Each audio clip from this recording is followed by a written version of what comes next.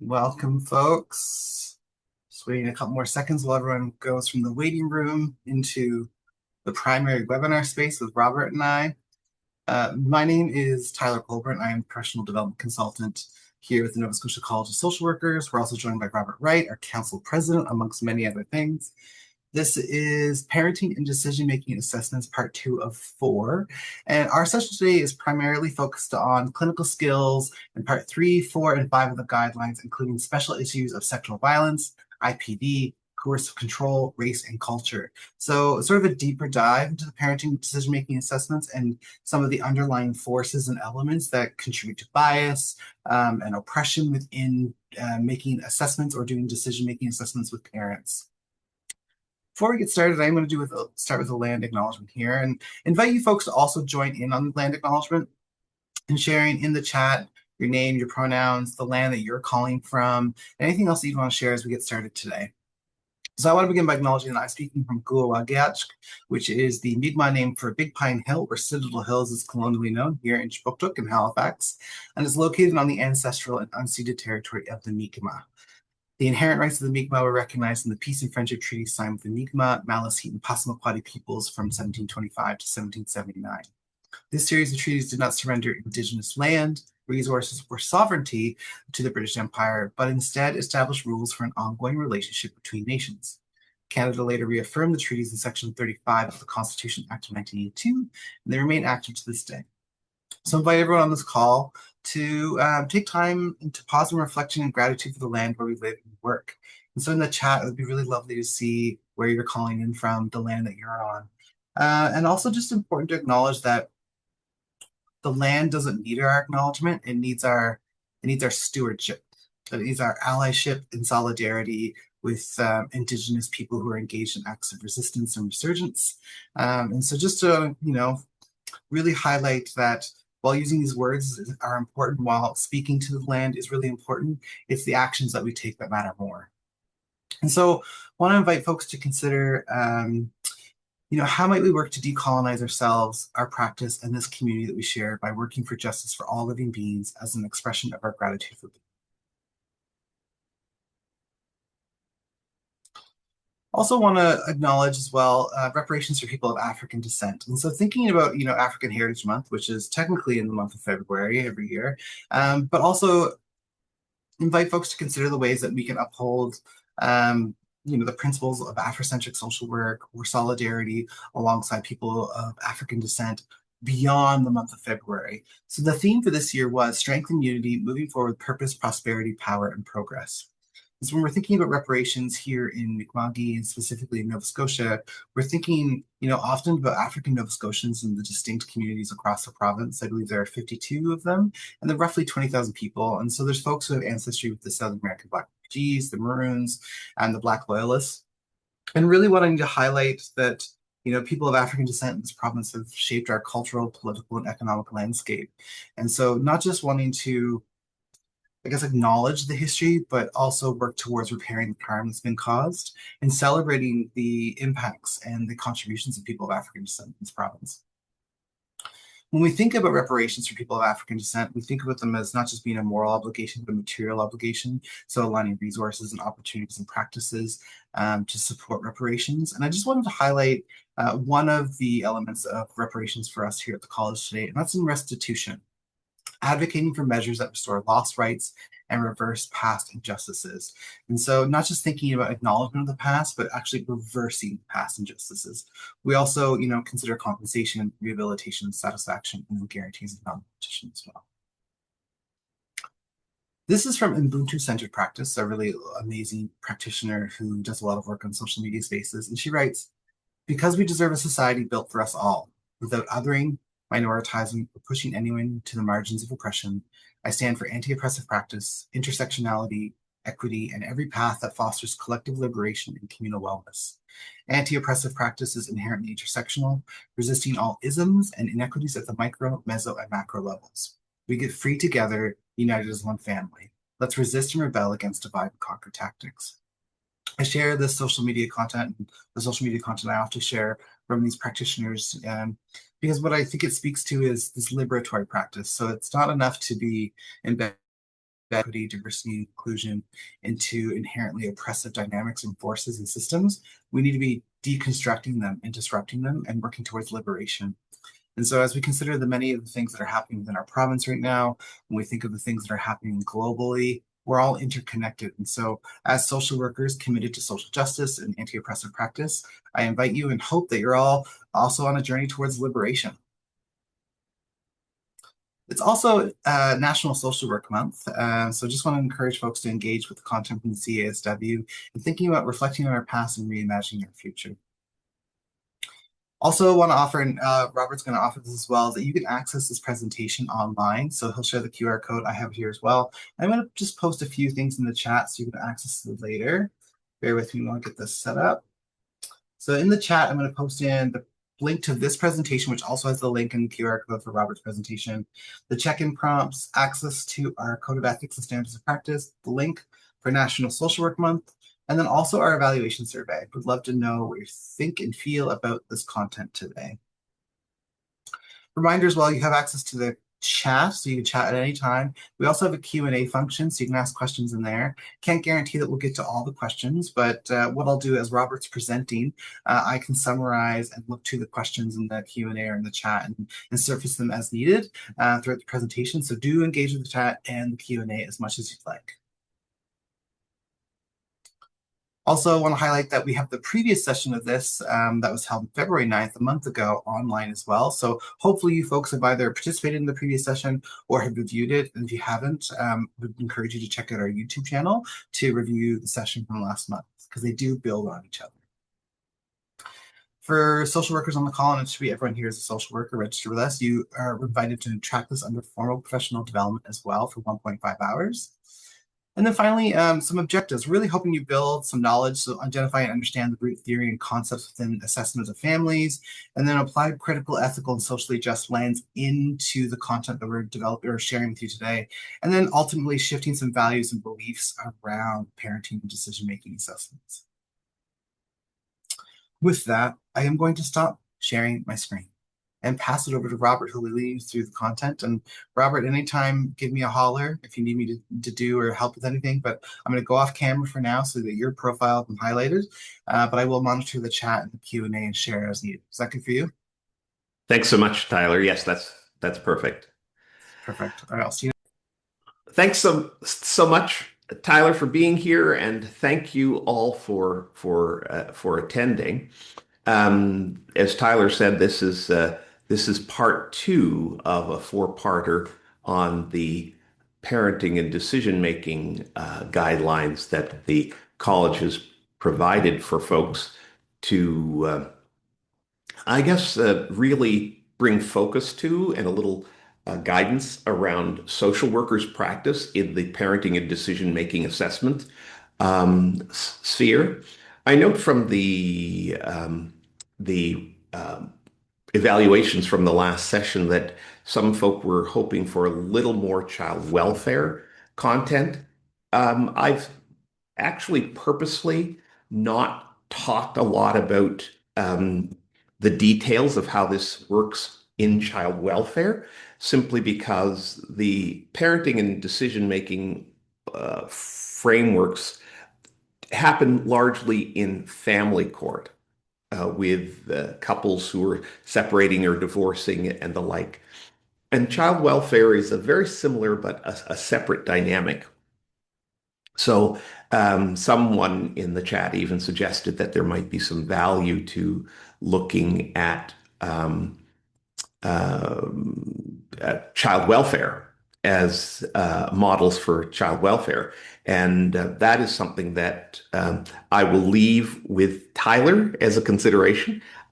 Some would know that I have some history in child welfare, and in fact, I often call child welfare my first professional love, the space of my first professional love, and would be happy to talk about these things more specifically in that arena.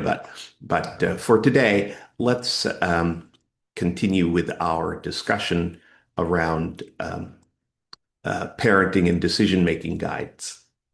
So just moving along, I always like to ground the work, even though Tyler did a formal land acknowledgement, to recognize that we have to constantly be thinking in all of these spaces about the fact that we are in Mi'kma'ki, the fact that colonialism has disrupted this land and the traditional way of living on this land, that colonialism also introduced people of African descent to this space in a marginalized and sometimes even enslaved space, and that we are still in that disrupted and complicated environment, and that the efforts to decolonize these spaces is really an effort to undo the harms that have come with that history.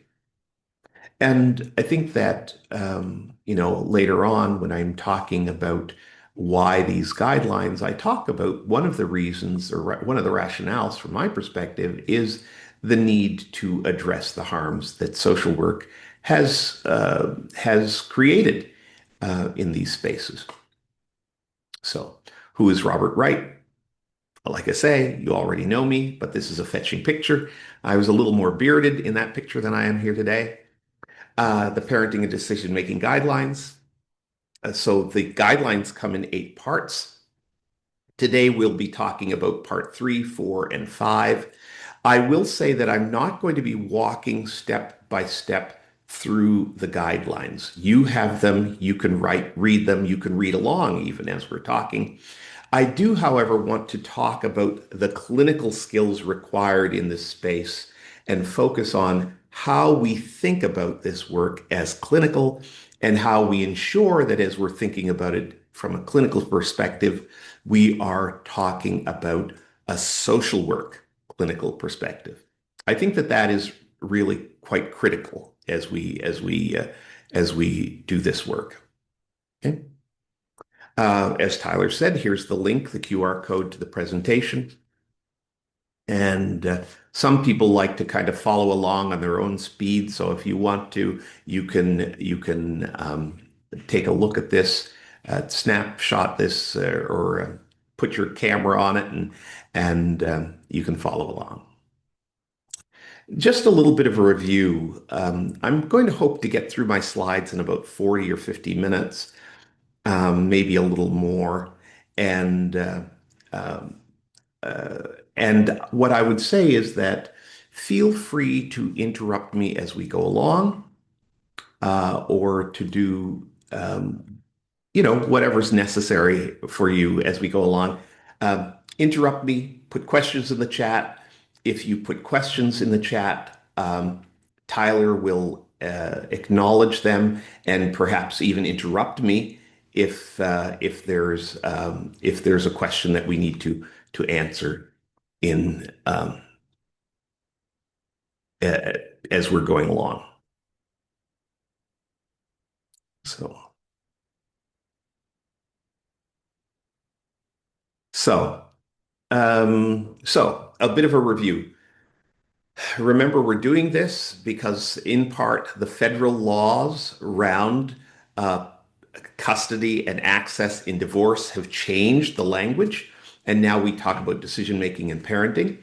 And we've shifted from a model that really centered paternal ownership of children to now a model that is supposed to be a gendered free system that's based on the interests of the child. And we hope to improve social work practice in this area, improve outcomes for children and families, and undo and right some of the harms that we've caused over time. Remember as well the complexity of parenting that I describe in the laser beam of love. This was one of my million-dollar moments, kind of describing this model for us that helps us to see that the complexities of parents' lives affects the nature of their parenting capacity. And again, the decisions that we make in parenting and decision-making assessments, the observations we make and the recommendations are not binary. It's not like child welfare where the decision is children go home, children stay in care. Um, this is really complex. In parenting and decision-making assessments, There's a recognition that children, it is in their best interest to have safe and maximized access to both of their parents. And so our job in this setting is to understand the needs of the child, grounded in our theory and our understanding of what children need in terms of their psychosocial development, their emotional development, their racial and cultural development, and what each parent is able to provide, and craft a model that would serve the child's best interest. Okay. Um, let's see. Just a word about the types of assessments that are out there. So, in the clinical assessment world, there are, roughly speaking, three different models of assessment. Okay? One is an unstructured clinical judgment model. And that model is basically that you've got credentials as a clinician, and then you just use your best judgment and you go about um, making assessments and writing reports and the like. There's no template, format, or guidance. Now, the college's guidelines are not an assessment tool. They are simply guidelines of the things that you should be considering when doing an assessment. So it comes closer to the structured clinical judgment tools. Structured clinical judgment tools are tools that kind of outline for you what the areas of your assessment should include. They might even suggest what some of the theory is in each of those areas that you should be considering. And they might even suggest models and tools for interacting with clients. But they basically just provide a framework or a lattice on which you can hang your clinical observations. The third type of assessment that is out there is an actuarial assessment. You'd be familiar with these in terms of tests and that you can apply in a structured way to a situation. You tick boxes, and at the end of the assessment, the document will provide you with numbers that um, quantify the phenomenon that you're seeking to assess. Yeah. Probably the best known actuarial assessment in this field would be an IQ test. So you take the IQ test, and at the end of the assessment, you get a number. And the number is the number of your IQ. And the theory is that you can compare your number to other people's numbers, and you can see whether your IQ is higher or lower. I think we're understanding now that IQ doesn't work that way, that there are multiple domains of intelligence, but we still use those tests today. I always remind us that standardized and actuarial assessments actually come out of the eugenics um, um, movement in Western history, and the push and the need to develop models to document and justify a racial hierarchy. So I, needless to say, with that history, I uh, I come to the use of actuarials with some healthy skepticism.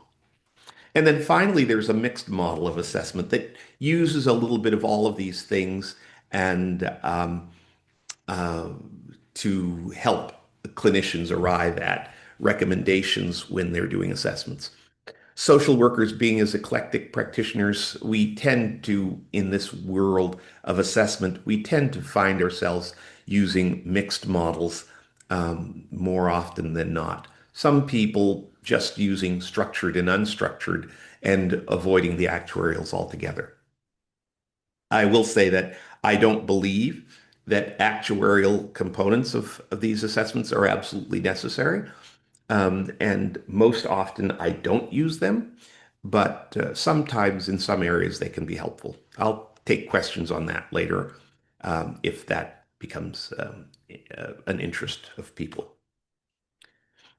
So let's talk about this clinical thing, the clinical versus the practical. The spectrum of social work practice is difficult to define.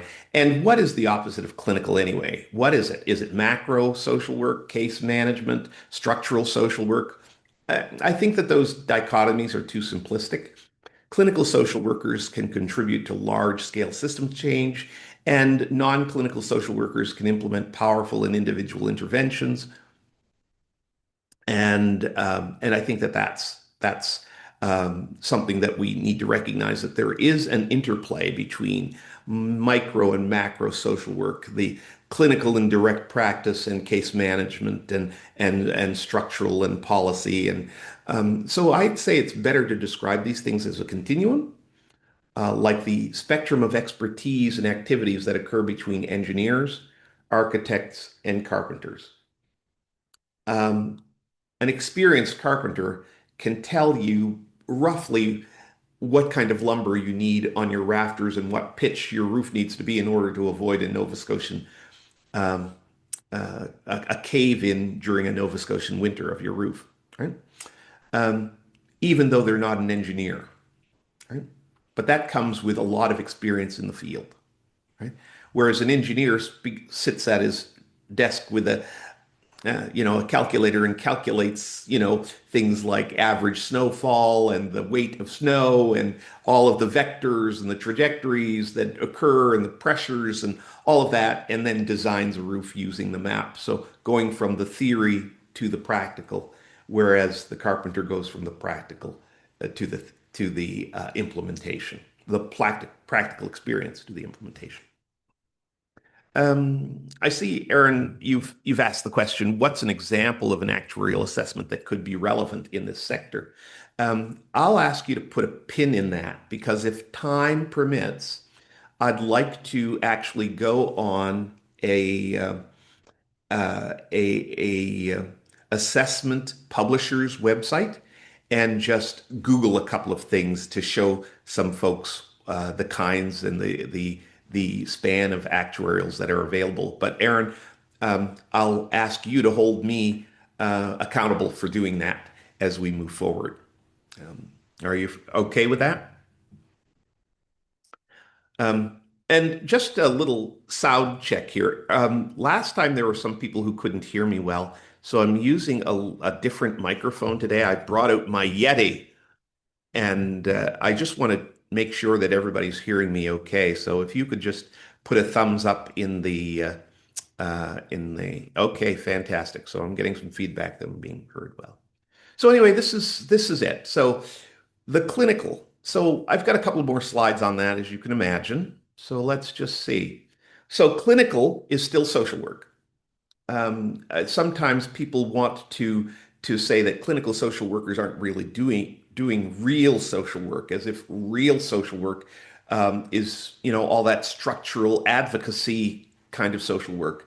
I always say that the hallmark of social work clinical practice is that all of those things, the role of community, social, systemic, historical oppression, all of that is the hallmark of clinical social work practice that differentiates us from other clinical practitioners. So, if we're going to put the clinical in parenting and decision-making models, then we need to ensure that our parenting and decision-making um, assessments are grounded in theories: biological, psychological, social development, diversity, cultural competence, interpersonal relationships, and on and on.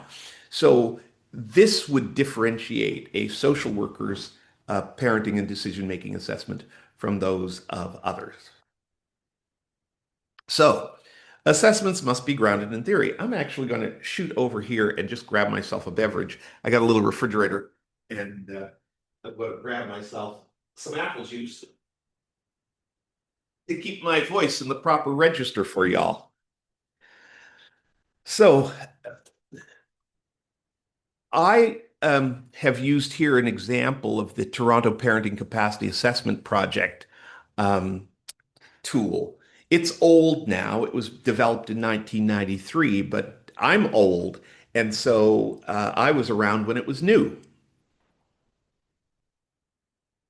And what I like about that model is that it really reviewed the literature and identified 9 domains that are associated with effective parenting and abuse, and then structured the uh, assessment model around those 9 domains.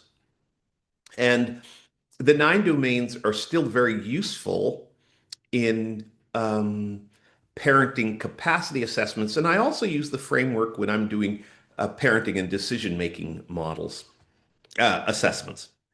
Now, I think that um, manual guidelines and case examples were widely publicized, but you probably won't be able to find them online anywhere. I couldn't anyway.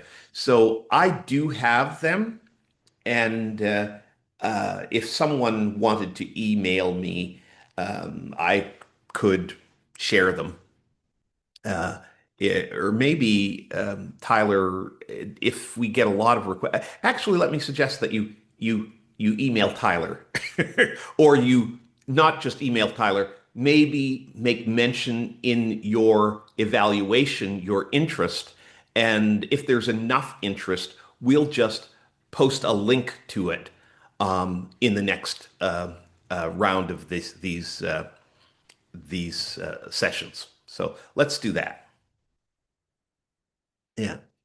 Uh, so anyway, these 9 domains, you can see that some of them are quite clinical in their nature, right? Child's developmental progress, predominant pattern of parent-child relationship.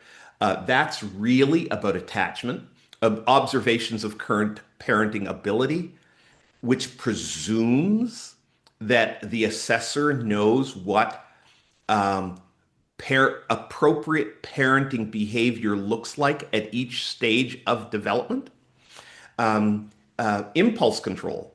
So, not psychological diagnostics, right? Because whether a person is bipolar, schizoaffective, personality disordered, depressed,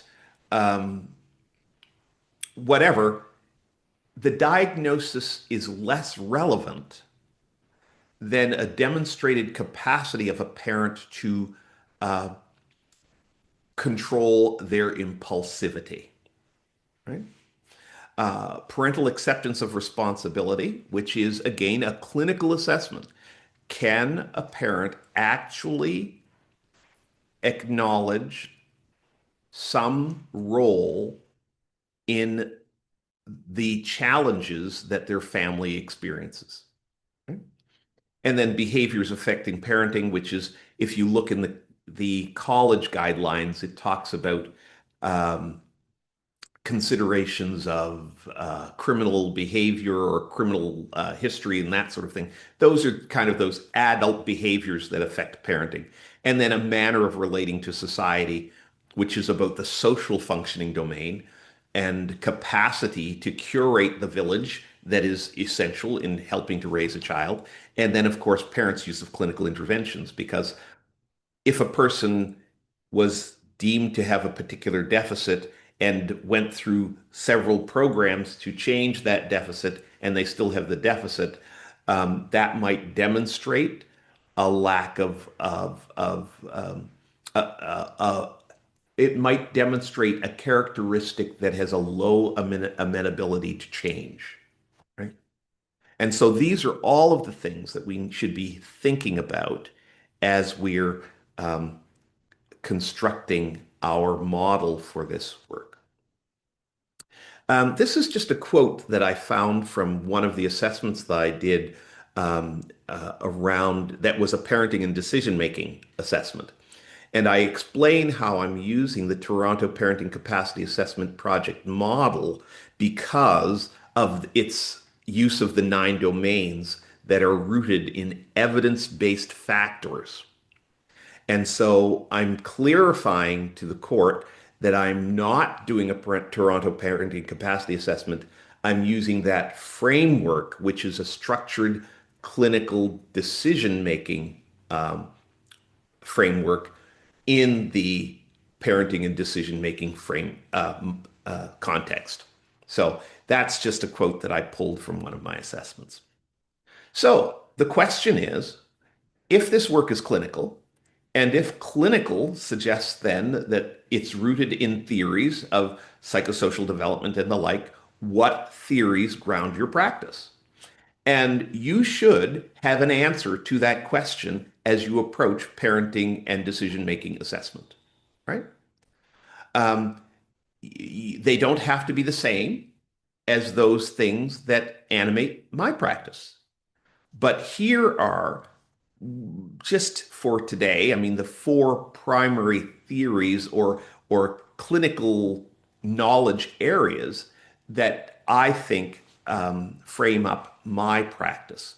First of all, I'm an intrapsychic um, uh, theory guy. So psychodynamic theory, Freud, Jung, those are my guys when it comes to understanding psychodynamics. Right? When it comes to understanding development across the lifespan, Erickson's my guy. As psychosocial developmental theory, the stages of development across the lifespan, all of that. When it comes to understanding attachment, Bowlby. I'm a big Bowlby fan. Ainsworth as well. Ainsworth is the person who built on Bowlby's work and developed the um, multiple styles of attachment and came up with the strange scenario model for assessing attachment. Just interested to know, maybe people could just thumbs up or do something in the chat there. Who is familiar with the Ainsworth strange scenario? Um, yeah, Ellen, thank you. That's great. Aaron, yeah, absolutely. Um, yeah, okay, that's great. So there's a lot of folks who are well, there's three, four folks more, four of 62. Okay. Angela, thank you. I see that. Yeah. So what I'd say is that assessing attachment and being able to observe healthy attachment and having some idea of what recommendations would support attachment is critical in the parenting and decision making world. And that if you don't have a theoretical way of talking about that, it weakens the strength of your assessment. Hmm? It's one of those areas where if you're a good carpenter, i.e., that being you've been in the field a lot and you've seen a lot of parents and you know what good parenting looks like, that's great. But if you cannot translate what you have observed over time as good parenting, if you cannot ground that in attachment theory, it will weaken your assessment. Okay. And then, of course, when it comes to trauma and racial trauma and how that works in the body, in the brain, and in the spirit, there are two writers who have influenced me there. Um, uh, of course, Joy DeGruy, who is the author of Post-Traumatic Slave Syndrome, and Alan with two L's, Alan Shore, who wrote two books, two companion texts, um,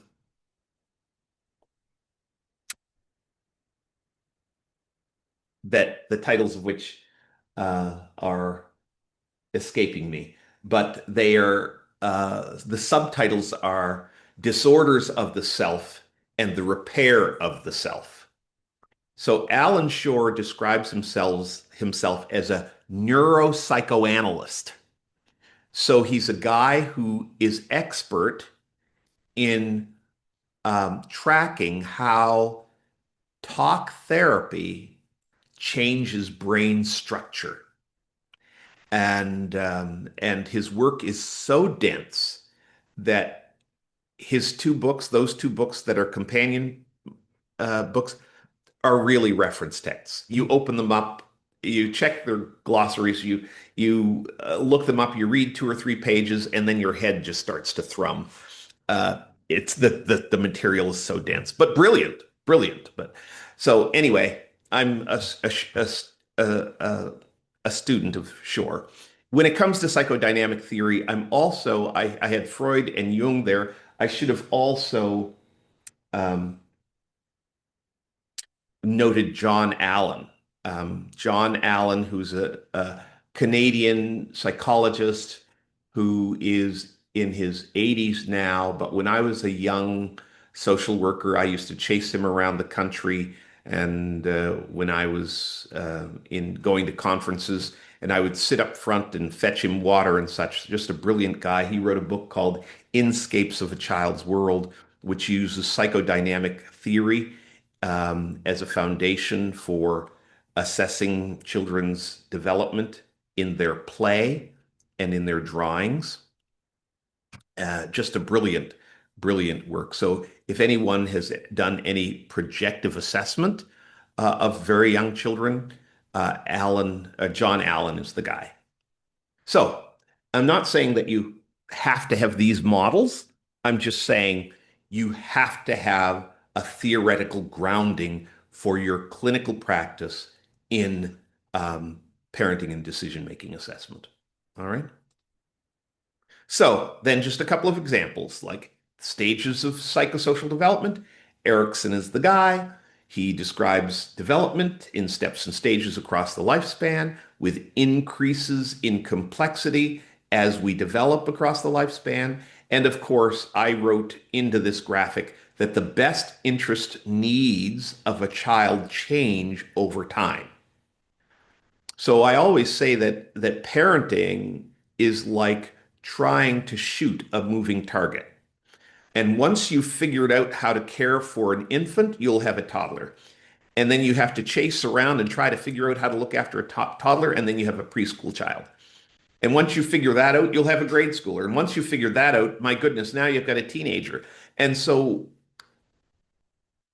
parenting and the assessing of parenting can never be a snapshot assessment where you're assessing parenting ability.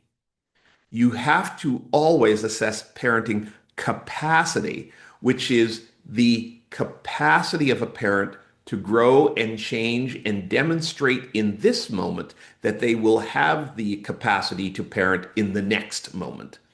And it's your clinical knowledge of how the child's needs change over time that gives you the ability to prognosticate a parent's ability so that you might be dealing with an infant, but you say, ooh, I think this parent is going to have a hard time once this kid leaves the concrete stages of thinking because the parent is a very concrete thinker. And you can almost assess when that child's capacity to reason is going to match the parent's capacity. Right. And that's kind of how you have to think about these things theoretically. Again, Ellen, great question. Again, you need to be able to assess the prognosis of the course of need of the child over time, whether that child is neurotypical, neurodivergent, of average ability, has severe disabilities, or is even severely gifted, right? Um, all of these things affect how the child's needs will change over time. And a person who is doing this work would need to demonstrate their capacity to understand their knowledge and understanding of how things with that particular child will change over time. And so that means you'll need to root some of your assessments in the theory of neurodiversity and the psychosocial development of neurodivergent children. It's also true of children who are gender nonconforming and demonstrate um, uh, uh, some element of queerness in early childhood. and understanding what their needs for support are going to be across the lifespan and whether or not the parents will have the capacity to keep pace with their needs. So any kind of element of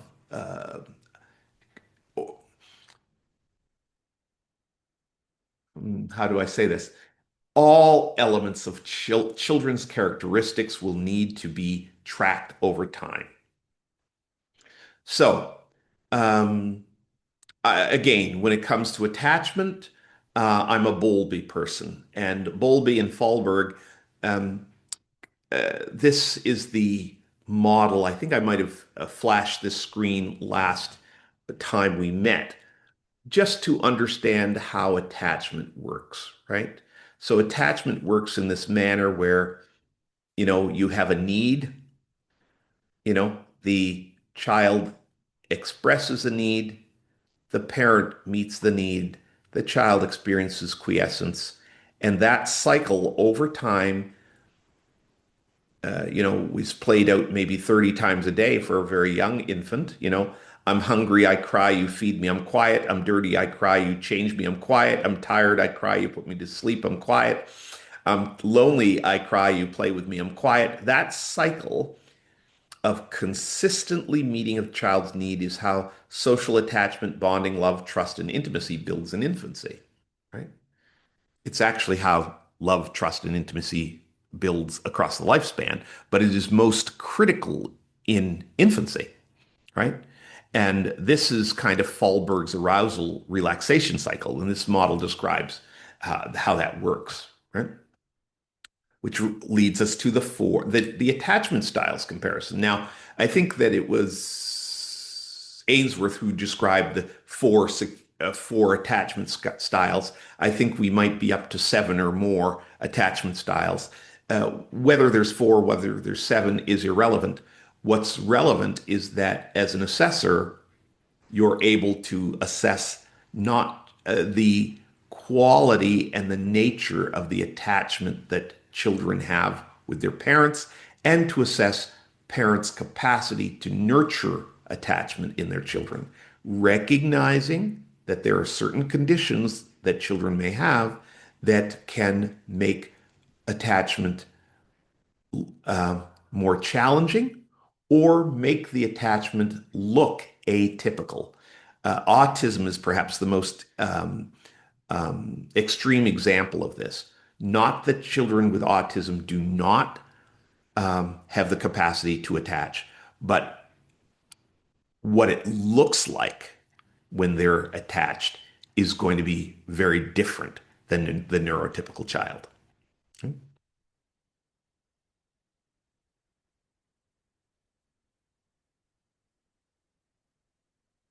Um, I always say that one of the hallmarks of a clinician in doing this kind of work is the ability to innovate and implement theory in real life circumstances, right? So it's not enough for you to be able to quote theory up front in your assessment and say, my theory is based in Erickson's psychosocial developmental model and Joy DeGruy's post-traumatic slave syndrome as I'm assessing this parent.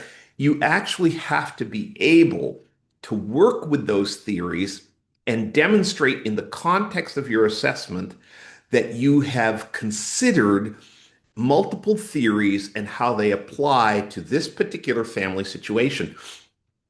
And that is going to require the capacity of the assessor to innovate, right?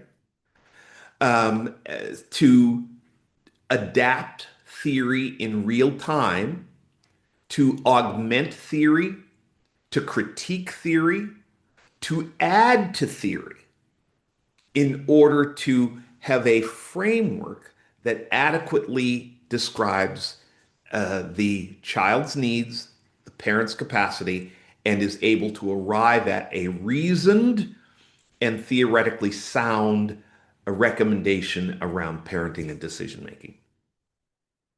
Okay? I think I've given you some simple examples of this. This comes from an ancient assessment that I did, um, trying to think of when. It was a long time ago. So long ago that I only had access to the PDF, so I actually had to screenshot some sections of an assessment. So this is just me describing this child, Katie, in an assessment I did. She says, I describe her as a tall for her age, slim, charming little girl who presents first as shy, but warms up readily, answering questions and drawing as asked. Just an aside, um, I use projective assessment when I'm working with young children. And so I don't just interview them, I actually draw with them and play with them. And then I will draw conclusions from their drawings and their play. She was able to describe the road in which she lives and was able to name the persons who lived in each neighboring home. She spoke warmly of her nieces, who are next door neighbors, and talked about boarding the school bus at the end of her driveway. In this, Katie demonstrated and communicated a comfort and an ease with the bees, their home, her neighborhood, and her bedroom. I will often, in fact, just an aside, when I'm assessing children, I will get them to take me for a tour in their home and they'll show me the kitchen. And sometimes kids will open drawers. And this is where we keep the pans. And they'll open up the cupboard. This is where we keep my favorite cookies. And they'll take me down the hallway. And this is their sister's bedroom. This is their brother's bedroom. This is my bedroom. And they'll jump on their bed and they'll show me their pillows and they'll show me their art supplies or whatnot. And then they'll show me their parents' bedrooms in the basement. And I do that in order to assess the child's comfort level in the home. Attachment is something that we can have certainly in our relationships with people, but we can also have attachment and comfort, varying comfort levels in our home and in different parts of our home. You know? So, anyway, she demonstrated all of those comforts. She demonstrated physical comfort with both Mr. and Mrs. B, and at times shyly hid behind the Mr.'s leg when I approached her, and at other times jumping into the Mrs. lap. At the end of my interview with the child in the presence of the foster parents, these Mr. and Mrs. B were foster parents who were adopting, she began to play roughly with Mr. B, presumably releasing the tension of the interview. She did this in a way that demonstrated physical comfort and security. Okay?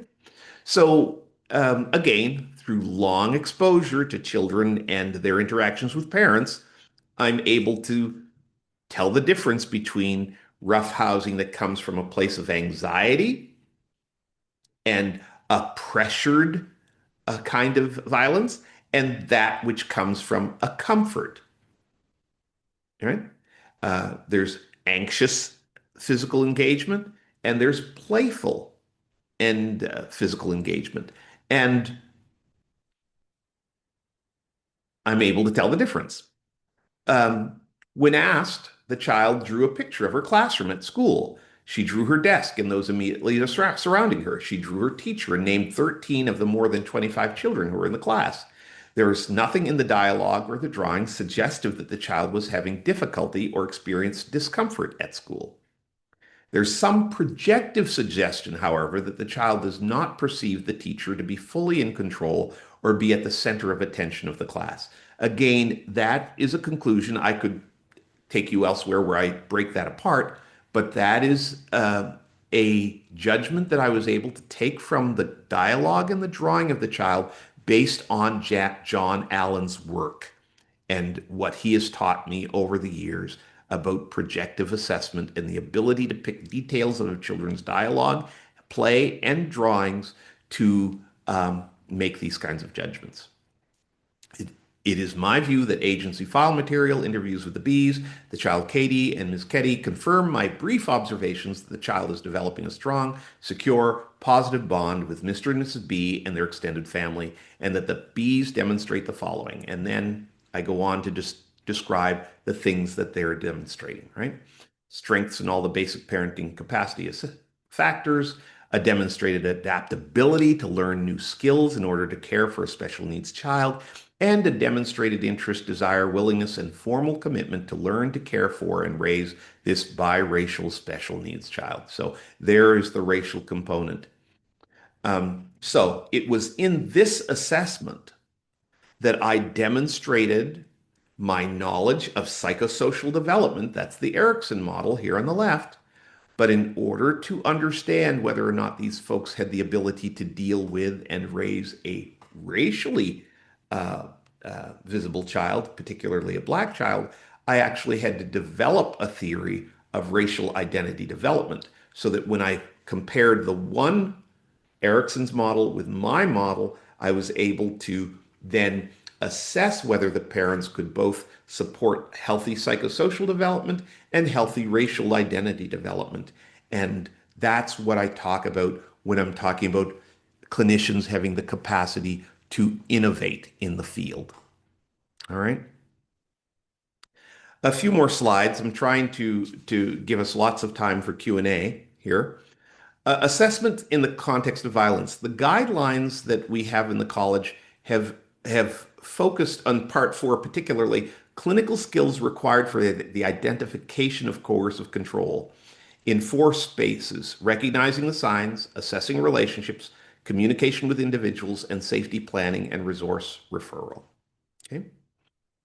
I think the safety planning part of this assessment might be a little bit of a stretch depending upon the context and the stage in which you're doing the assessment, right? Again, we're thinking in terms of the parenting and decision-making assessments that courts request in matters of separation and divorce. Um, but just a few words, and I'm just going to say this, that um, you got me. I'm here. I'm Robert Wright. I'm giving you my perspective on where we are in the clinical implementation of this particular guideline. And what I would say is, well, I'll let the slides speak for themselves. Okay. So, first, praise for the advances. I've publicly recognized that second wave feminism put the issue of domestic violence and sexual violence on the political and social agenda. Like, without that, we would not be here. The models, however, were not race and other diversity inclusive. The models were sociological and not clinical in nature. As such, we must dig deeper and innovate in parenting and decision making assessments when it comes to addressing violence in these assessments. All right.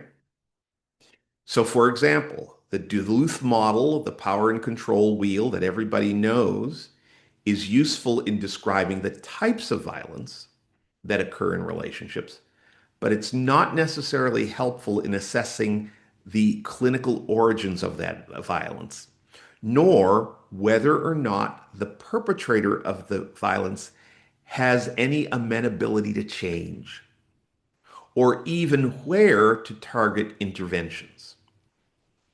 If simplistically we believe that men perpetrate violence because of patriarchy and how we're socialized, then we would say social learning theory explains the violence, and education would then result in the reduction of violence.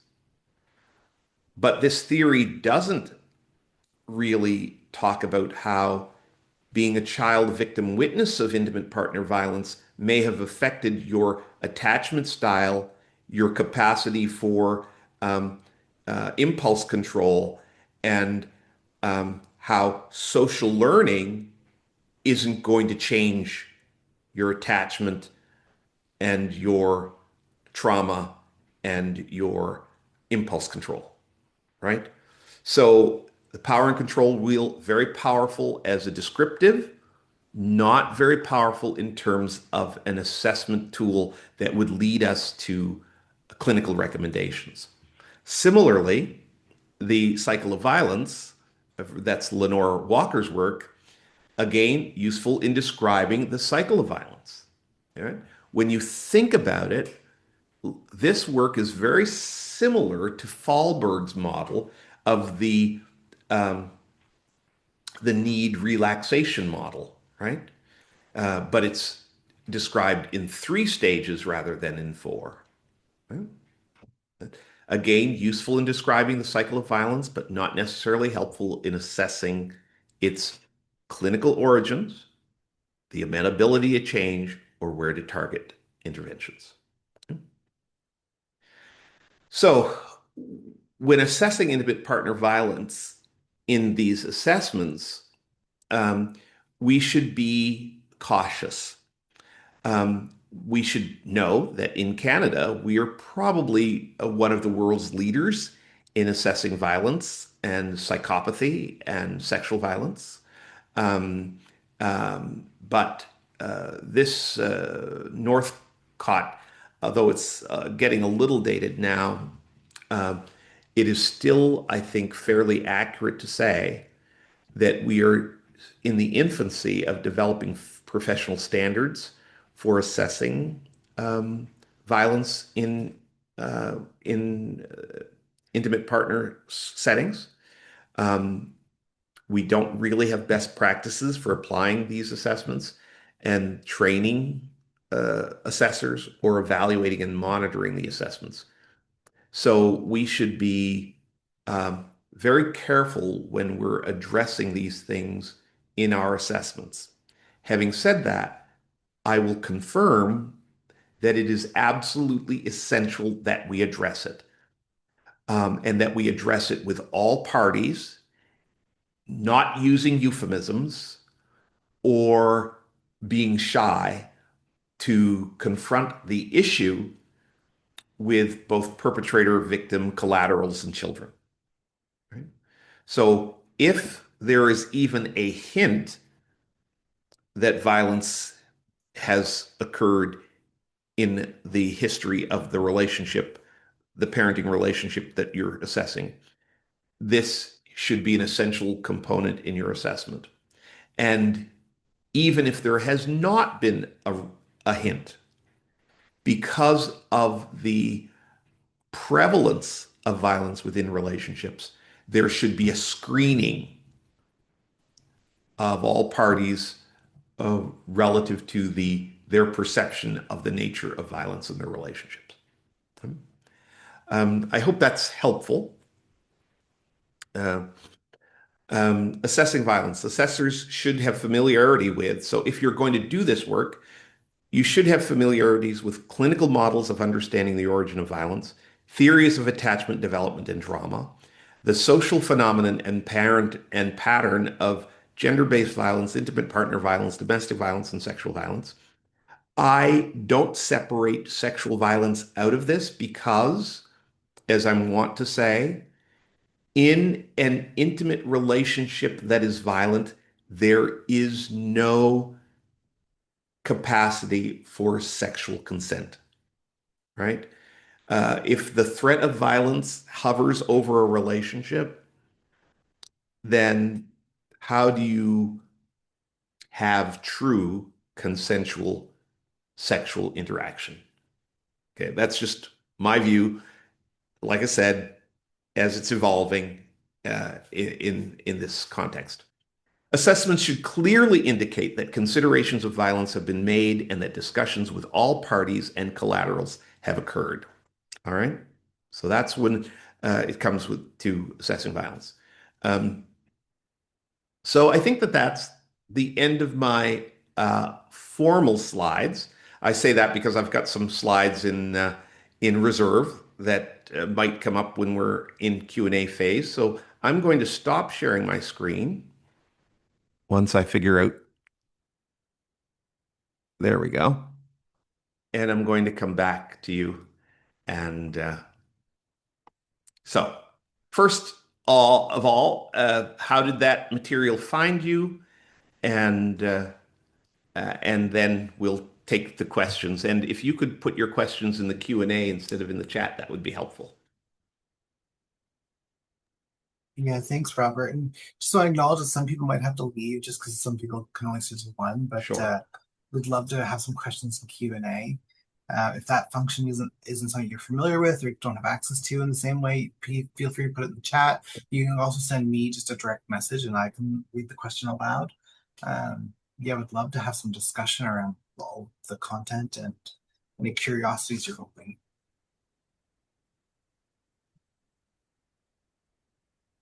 Did I lecture you all into submission? Yeah, it is a Monday and the world's on fire. Yeah, Yes, kudos true to enough. everyone for showing up. Um, I'm often reflecting on the importance of showing up when things are hard and how much more complicated it can be to show up when we feel so much existential whatever or the heaviness of the world. So, yeah, kudos Mhm. to everyone. Well, I would be interested in knowing, for those folks out there who are practicing in this area, what are the theoretical spaces that help to ground your practice? Mm. I shared mine. Oh, and Aaron's coming back to us. Aaron, thank you for accepting the assignment and fulfilling it. And so, for those who can't see the Q&A, it's just around the actuarial assessments that could be relevant. So, Robert, you mentioned you were going to share a screen and show some Yeah. examples. So I'm going to try to do this. Um, just going to pull this window out a little bit so you don't see all the windows I have open. So I'm just going to, so yes.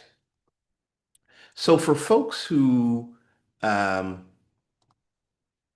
might want to ground some of, excuse me, some of the work that they do within the context of actuarials, um, it's useful to say, well, what are the actuarials and where do I find them? Since the early or late 90s, I've been affiliated with this um, assessment. Um, uh, what would you call a publisher? It's it's publishing firm that publishes assessments and the like. And so it's PAR, Psychological Assessment Resources, and they publish a range of actuarials. And so if you just go to a website list like this and say, let's say we wanted some parenting uh, tools, right? So the PSI, or the parenting stress inventory, is probably one of the most famous tools in this arena, right? And it helps to. So I'm just going to see if I can go into it here. This is the PSI, the Parenting Stress Index. And it's a 101 item inventory plus life stress scale designed to evaluate the magnitude of stress in the parent-child system. It's composed of two domains, child and parent, which combine to form the total stress scale. Within the child domain, six subscales evaluate sources of stress as gathered from the parent's report of child characteristics. And within the parent domain, seven subscales measure sources of stress related to parent characteristics. So it's um, it's just an actuarial. So the PSI is something that you'll see in a lot of these assessments that get incorporated into people's parenting and decision-making assessments. Um, so that's just an example. Now, it usually has a description of what kind of qualification you need to use this resource. You can administer it in print and you can administer it digitally. Okay, here we go. Hmm, I guess it doesn't. So there are different, it had subscales and different things. But they used to have an A, B, C level of qualification. Like A is for anybody can do this. B is really an undergraduate practitioner can, and C is a clinical practitioner can administer these things. But if you sign up with them, they'll do an assessment of you and help you to see what assessments might be useful for you. Is it the HCR? I think that is the another one. Yeah. The HCR is also a tool that you'll find in a lot of these assessments, which is the assessment and management of violent risk. Again, you have to take the ability to assess violence with a grain of salt. But these tools do help us to gain some insight into some of the characteristics that tend to help us to see whether or not a person is at risk of perpetrating violence. One of the things in the literature that it talks about violence assessment, that there's not a really big differential between the sorts of things that undermine general violence and the sorts of things that underlie or seem to be at the bottom of violence in intimate partner relationships. Um, Sexual violence, slightly different, but other violence is it's quite similar. Um, in bias and cultural context, parenting practices vary widely across cultures and communities. What strategies can social workers use to ensure that assessments of parenting decision-making capacity remain culturally responsive and do not unintentionally reflect dominant cultural norms or practitioner bias? That's a fantastic question. I would say that this is where, and let me be plain, there's not a lot of guidance in this arena. I think last time I shared a resource that was about Indigenous parenting, um, and I think that that was in the slide, the slides that I shared. So really, it's up to the clinician to have a real good grasp of all of those things that we know from historical theory around parenting and around child development. And then the clinician has to bring into focus um, the cultural issues that may be at play. And those cultural issues might be around rural versus urban parenting. It might be around cultural communities, Black, Indigenous, immigrant folks from South Asian, African, um, you know, so you have to bring a knowledge of that. So you'd have to spend a little time in the literature around parenting in that area, and then bring back to the conversation your innovation in applying and implementing theory to the clinical space. I'll give you an example. When we think about Bowlby and attachment, Bowlby, of course, was studying primarily maternal infant attachment, right? Because they were studying attachment at a time when mothers were the primary caregivers of infants. And so we measured the child's capacity for attachment and the actual nature of the attachment. Those are two things: capacity for attachment and the nature of attachment based on their interaction with their primary parent, which was mother. Okay. In cases where infant children have multiple caregivers, the nature of the attachment will look different, right? I like to equate it to raising a child in a bilingual home. Okay. In the past, we used to think that you really should root a child in a single language so that they will have proficiency in that language so that when they go to school, they can excel. Okay?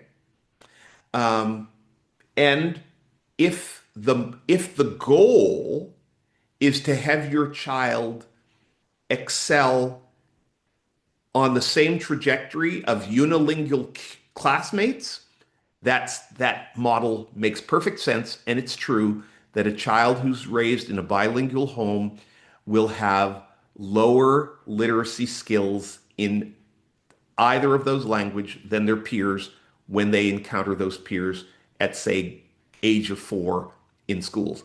But what we know now is that over the course of the lifetime, the child who is exposed to both languages uh, at the earliest age will actually have a structurally different brain than the unilingual child and will have greater language facility over the course of the lifetime. So even though they might seem to be delayed in language development in years 3 and 4, over the lifetime, they have this greater capacity. I think that we would see something similar in the child who's raised by multiple caregivers, that the nature of the attachment might look a little loose to the Eurocentric observer, but the child's neurological capacity for attachment over time will be expansive, right? And we've seen that. But again, the literature studying this sort of thing and documenting it and coming up with charts and graphs for it is a little slower. So I would say that it is the clinician's responsibility to ensure that they're not doubling down on Eurocentric models. That's why when I was evaluating Katie's parents or prospective parents, I had to innovate around Erickson and Bowlby to develop a model that would work for raising a healthy Black child. I hope that's helpful, Ayo.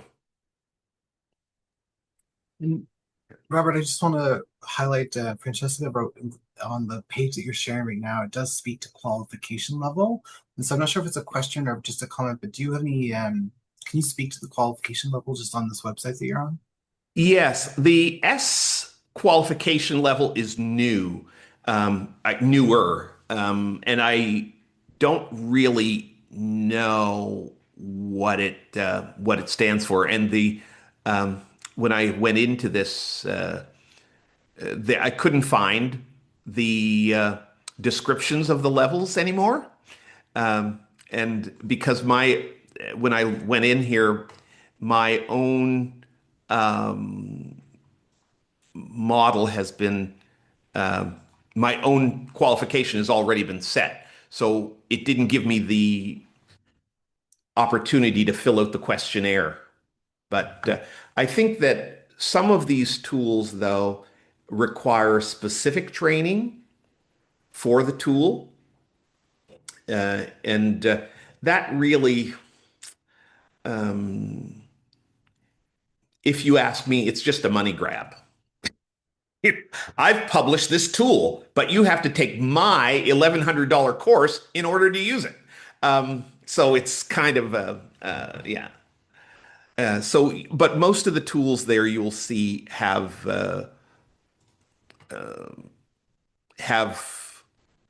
you just click on anything. Yeah, some of them have. It's very clearly stated. Others not so much. But again, if you're going to be working with these things, you just go on the publisher's website, fill out the form, and that should be fine. Well, Robert, as we're nearing the end of the session, I might just take over the slides for a second. But folks, please still ask questions. We're here Mm, till 1:30 at least, so do ask yeah. questions. But I will move us towards wrapping up. Okay. And I know some folks have dropped off. We had about 63, I think, at the highest. And thanks for the folks who are Yeah. still here.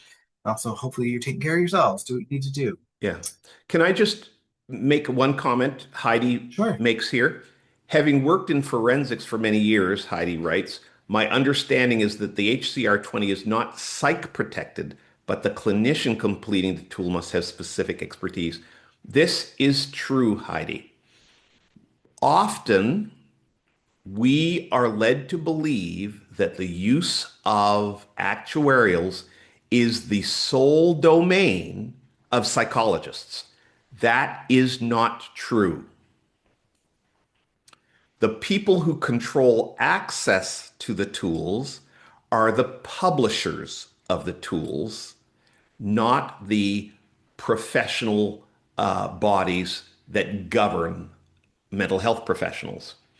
So if you have the specific expertise and education to use a tool, you can go to the publisher and get a tool.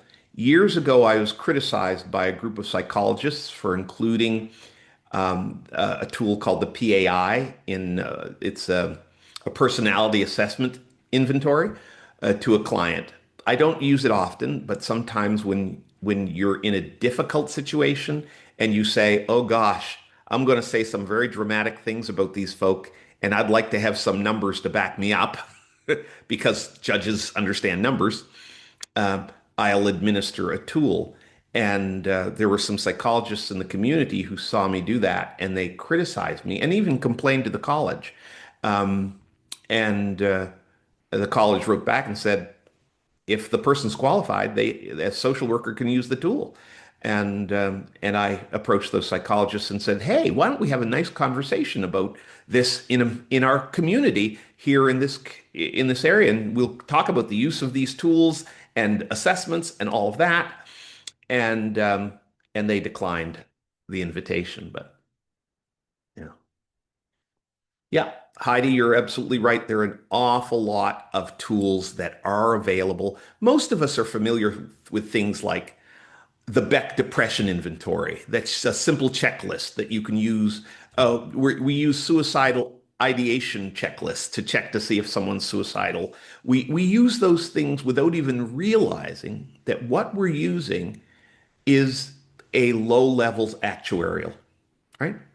The danger assessment that is used in domestic violence settings is a non-clinical actuarial. And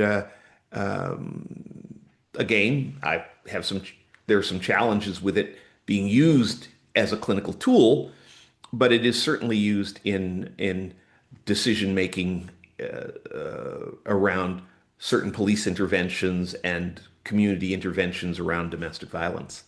Yeah. So thank you, Heidi, for that, and hope this is helpful. I was sort of chuckling to myself, Robert. I was like, Robert be critiqued in community? Oh my. I'm sure you've experienced lots of different types of feedback or critiques over the years because I know you take such a fierce stance as an advocate. So I imagine it comes in the territory. Um, Absolutely. Would love to hear from folks if you have capacity or interest, just to share some reflections of like what you're taking away from this conversation today, what you might apply in your practice, or just anything else you want to share. It doesn't have to be specific to this. I also just want to say thank you, Robert. You know, we're so lucky to have you as our council president, but also as someone who's an educator and a researcher and who's really involved in community. You seem to find a way to be able to speak to multiple levels of things at any given time. So I greatly appreciate it. Um, Also, reminder, folks, please fill out our evaluation form. I will put the link in the chat again. I would love to have any insights or feedback from you about like what we might be able to do better. And then finally, I wanted to point to some upcoming activities. We're going to be holding the third webinar for this series on April 13th. It's not available for registration right now, but it will be available for registration on Thursday when it goes out in the newsletter. We also will have lots of upcoming sessions about different various things. So please do come to me if you can and have capacity. And I wanted to point to this one on April 22nd that should be available for registration. This is a code of ethics presentation, but it'll be delivered in French. So if you have any Francophone colleagues who would like some support or I guess insights to our new code of ethics, please point them to this event on April 22nd. And I see as well, Robert, there's another question that just popped into the chat. Um, looking at a question in the comments about my interpretation, attachment changes for kids with neurodivergence. Any thoughts on that, Robert, or do you want to something you want to point to the next session, or do you feel equipped to answer it now? Yeah,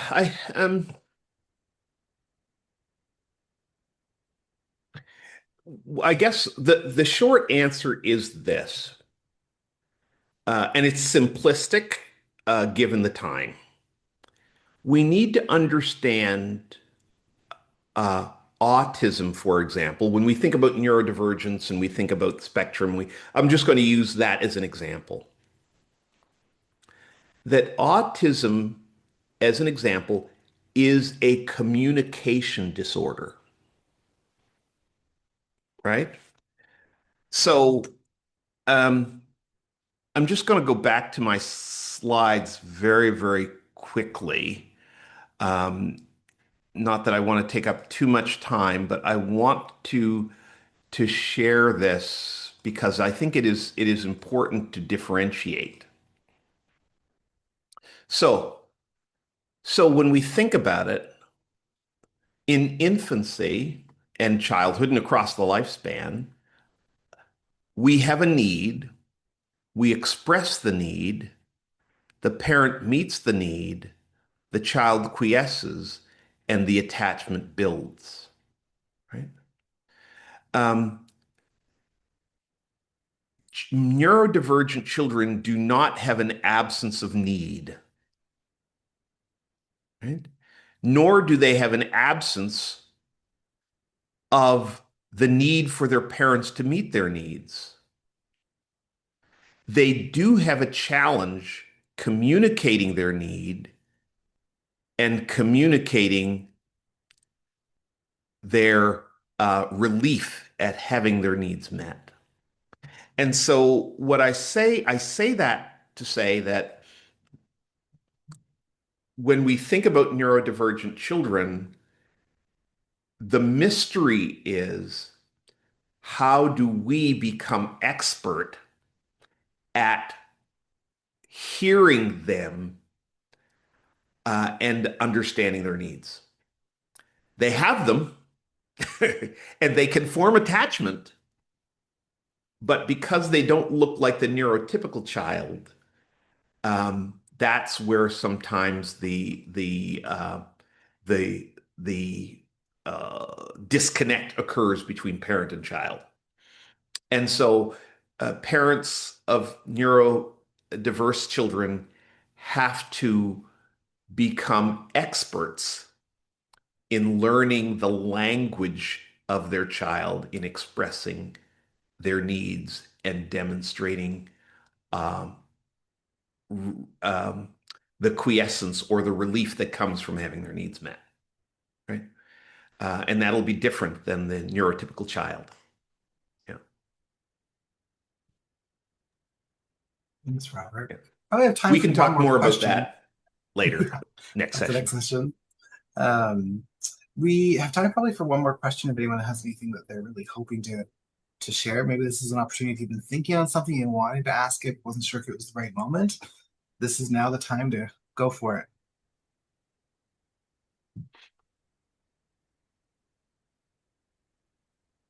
Yeah. I'm grateful that some folk could hang out for the full 90 minutes. I know that many can't do that given their work spaces. So I'm grateful. I'm also grateful for the opportunity to be with you and sharing these sessions. It's an opportunity for me to kind of think about what do I know? And sometimes you It's the do hand, things and you don't really know what you know. it's the hand gesture for me, Robert. You're like, what do I know? What's in Yes. here? What's in that noggin? Yeah. Yeah. Yeah. Hmm. Yeah. Oh, there we go. One message from Tamika.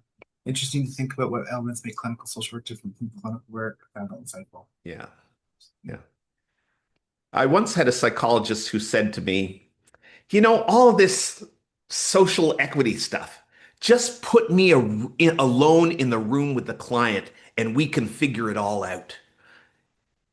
which took a very individualistic approach to clinical work.